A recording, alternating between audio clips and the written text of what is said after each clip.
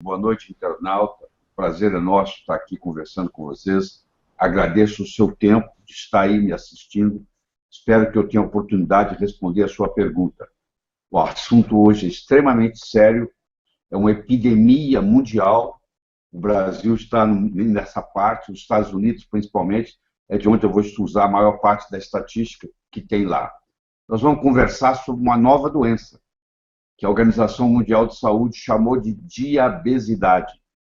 É aquela pessoa que é obesa e diabética.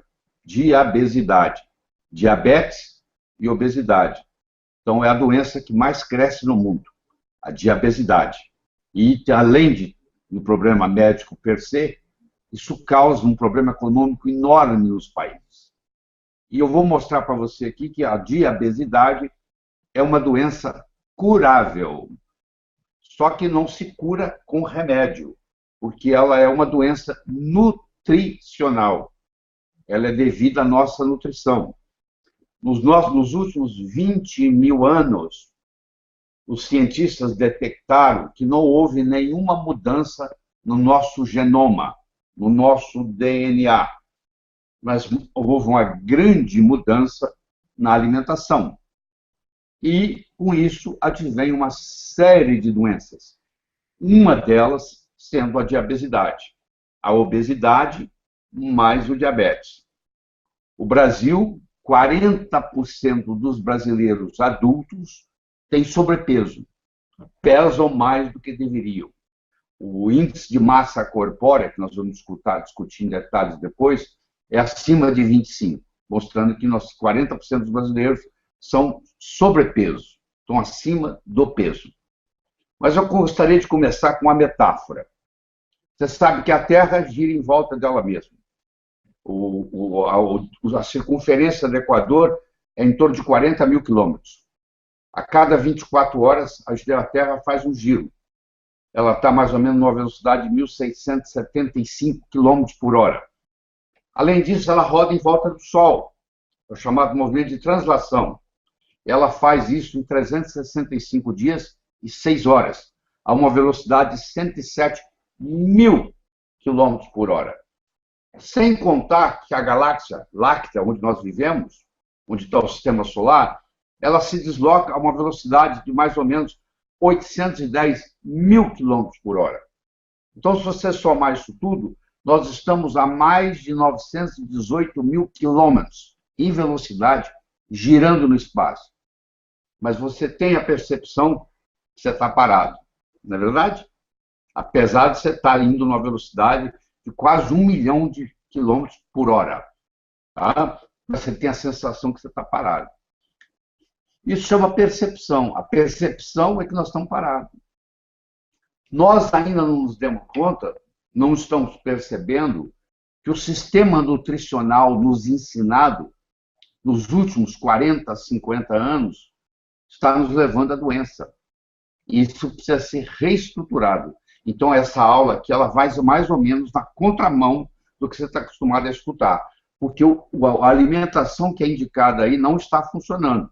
Se você busca os Estados Unidos, que tem estatística, 1/3 dos americanos é obeso.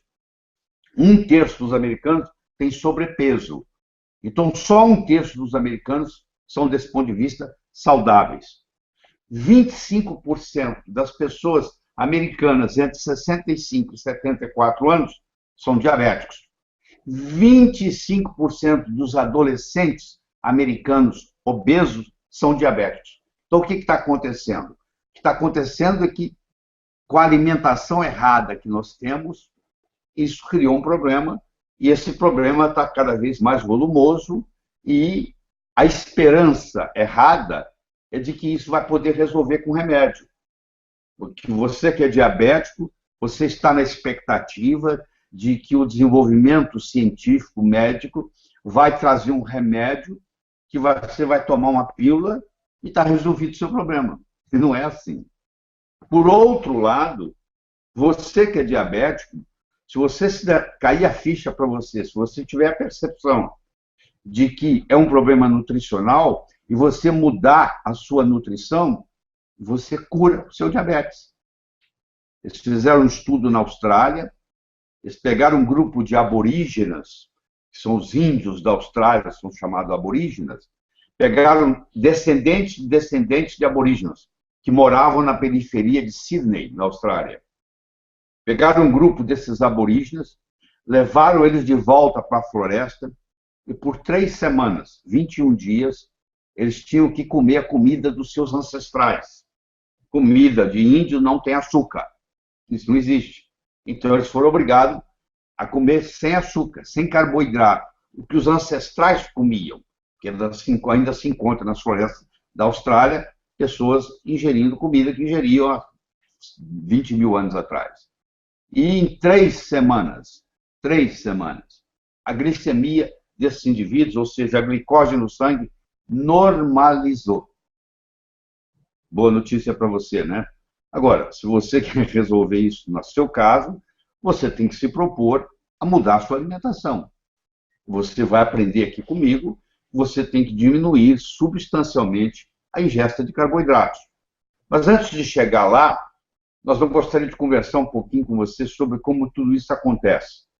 Nós temos um órgão chamado pâncreas, um órgão chamado tireoide e 2 órgãos chamados adrenais, antigamente chamados de suprarrenais. Esses órgãos, a tireoide, o pâncreas e as adrenais, eles funcionam como se fosse um órgão só. Eles funcionam, o chamado de uníssono. Eles funcionam em uníssono. É igual um jogo de xadrez. Você mexe no peão, você não mexeu só no peão, você mexeu no jogo inteiro. Aqui é a mesma coisa. Se eu tiver um problema tiroidiano, se eu tiver um problema pancreático, se eu tiver um problema adrenal, um interfere no outro. Essa tríade, pâncreas, adrenais, tireoide, é conhecido com o nome de tríade 1, que é a porta de entrada das doenças. Quando o médico recebe no consultório um paciente com uma doença crônica, é porque essa doença crônica começou pela tríade 1. Ou um comprometimento do pâncreas, ou um comprometimento das adrenais, ou um comprometimento da tireoide, ou uma combinação disso, fazendo a pessoa ficar doente. O nosso foco aqui hoje vai ser em pâncreas, mas eu quero que você mantenha na sua mente aí que as adrenais e a tireoide também fazem parte desse jogo, certo? Então vamos começar com os carboidratos. Nós temos nos nossos alimentos chamados macronutrientes, são 3. Os carboidratos, as gorduras e as proteínas. Os carboidratos e as gorduras são conhecidos com o nome de alimentos energéticos. Eles nos dão energia para a gente viver. E as proteínas são alimentos estruturais. Tudo no nosso corpo é feito de proteína. Seus ossos são feitos de proteína, a sua pele, o seu sangue, os seus músculos, são estruturados em proteína. Proteína não é um bom alimento para gerar energia. Para gerar energia, você tem carboidrato e você tem gordura. O paciente que é diabético ou pré-diabético, porque muitos pacientes nunca chegam a ser diabéticos, ficam na área pré-diabética, mas têm comprometimento do mesmo jeito, água mole em pedra dura, tanto bate até que fura, ou seja, se eu sou pré-diabético, 2, 3 horas depois que eu almoço, 2, 3 horas depois que eu janto, esse aumento de açúcar no sangue durante esse período vai provocar um fenômeno chamado glicação. Você já na sua cozinha, você já colocou o leite na panela, já colocou o açúcar e já começou a misturar e esquentar e fez uma caramelização. Você fez um tipo de caramelo. Pois é, a temperatura nós já temos, nós somos animais de sangue quente, 36,6. A hemoglobina é uma proteína que está circulando no sangue, carregando oxigênio, é o carregador de oxigênio. E aí, se eu faço uma ingesta muito grande de carboidrato no meu almoço ou no meu jantar, aumento da glicemia, da glicose no sangue, a glicose se junta com a proteína e com o calor do corpo e forma uma proteína, uma hemoglobina glicada. E essa hemoglobina agora glicada, ela virou um ferro velho. Ela agora não carrega oxigênio mais. E você começa a ter uma coisa chamada hipóxia. Você começa a ter falta de oxigênio chegando à célula, você não tem mais hemoglobina para carregar isso. Tá? E se sobrar glicose, ela é armazenada no fígado e nos músculos na forma de glicogênio. Então, e nesse processo, quando você ingere a glicose, você tem que fazer uso da insulina, que é o grande vilão da história aqui hoje. É a insulina. O problema não é a glicose aumentada, não é o açúcar aumentado no sangue. É que o açúcar aumentado no sangue aumenta a insulina. A insulina aumentada cria resistência. Vou fazer uma analogia para você. Se tem um barulho que está te incomodando, mas se esse barulho ficar lá o dia inteiro, no final do dia você já não escuta ele mais. Você cancela ele da sua cabeça. Se algo estiver te incomodando o tempo todo, chega uma hora que você se desliga daquilo. Se a insulina tem que aumentar porque você está ingerindo muito açúcar, muito carboidrato, essa insulina vai batendo no receptor dela e vai criando uma coisa chamada resistência insulínica, que é a causa do problema do diabético. O problema do diabético não é a glicemia, é a resistência insulínica. Hoje tem 5 estudos importantes no mundo mostrando que quando você normaliza a glicose no sangue, a glicose que você fica medindo no dedo, você normalizá-la, nos 5 estudos grandes, a normalização da glicose, os pacientes morreram mais quando normalizaram a glicose, comparado com aqueles que não normalizavam. Porque o segredo não é baixar a glicemia, o segredo é baixar a resistência insulínica. E para baixar a resistência insulínica, eu tenho que mudar a minha alimentação. Eu tenho que ir de uma dieta rica em carboidratos para uma dieta rica em gordura. Eu sei que quando eu falo essa palavra, você provavelmente pode pertencer a um grupo chamado, que eu chamo de gordurofobia. Você tem medo da gordura. Primeiro, porque erradamente você pensa que gordura aumenta colesterol. Primeiro, que colesterol não é gordura. Pá! Colesterol é um álcool. E segundo, o colesterol não é feito de gordura. O colesterol é gerado a partir de carboidratos. Tem nada a ver com gordura. Então, o pão que você come, a massa que você come, o doce que você come, além de aumentar a insulina, causar resistência insulínica, levar você a um quadro de pré-diabetes ou diabetes, ele também está aumentando o seu colesterol. Então, se você quiser baixar o seu colesterol, o que você tem que fazer é diminuir a quantidade de carboidrato que você está ingerindo. E quando você diminui a quantidade de carboidrato, você também emagrece e você também melhora o seu perfil glicêmico. Então, isso é muito importante você entender.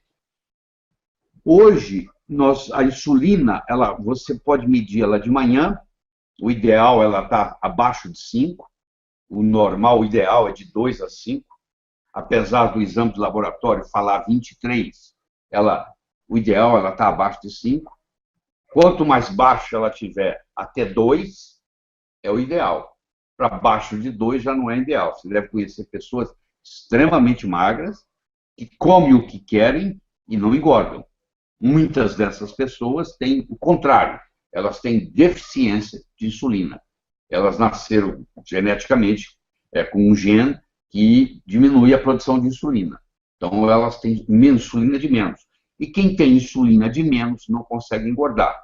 Quem tem insulina de mais, engorda. Toda pessoa obesa tem níveis de insulina altos.